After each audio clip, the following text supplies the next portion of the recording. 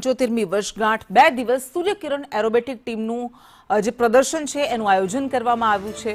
6 hoc MK-132 jet વિમાનો કરશે એરોબેટિક્સ। ભારતીય વાયુસેનાની સ્કાટ ટીમ દર્શાવશે કૌશલ્ય।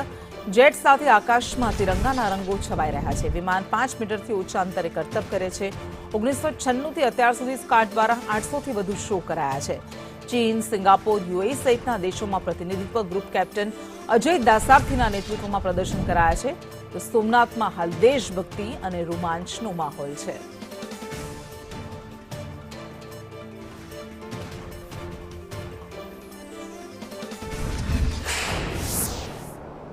अस्तित्वનો આધાર સોમનાથ અને આજ સોમનાથ મંદિરના આકાશમાં જે છે તે શૌર્યતા ગુંજી રહી છે, કારણ કે સૂર્યકિરણ એરોબિક્સ ટીમ દ્વારા પ્રદર્શન કરવામાં આવી રહ્યું છે, રિહર્સલ કરવામાં આવી રહ્યું છે, ફાઇનલ રિહર્સલ કરવામાં આવી રહ્યું છે।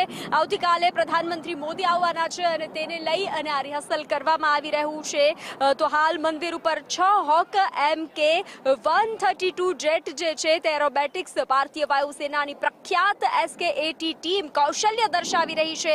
લાલ સફેદ જેટ સાથે આકાશમાં તિરંગાના રંગો છવાશે અને શૌર્યતા જ શૌર્યતા વિખરાશે। તો હાલ 1996 થી લઈ અને અત્યાર સુધીમાં SK-80 800 થી વધુ શો કરી ચૂકી છે અને અત્યારે સોમનાથ મંદિરમાં હર હર મહાદેવના નાદની સાથે સાથે તિરંગો જોવા મળી રહ્યો છે, તિરંગો લહેરાઈ રહ્યો છે આકાશમાં।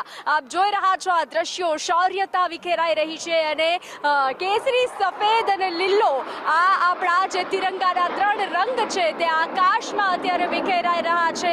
આ દ્રશ્યો અદ્ભુત દ્રશ્યો છે, શૌર્યતા અને ભક્તિનો અદ્ભુત સંગમ અત્યારે સોમનાથમાં જોવા મળી રહ્યો છે। આવતીકાલે આ જ રીતે જે છે તે પૂરું સૂર્યકિરણ એરોબિક્સ ટીમ દ્વારા જે છે તે પ્રદર્શન કરવામાં આવશે, કૌશલ્ય બતાવવામાં આવશે અને અત્યારે હાલ આ જ કૌશલ્યનું રિહર્સલ થઈ રહ્યું છે।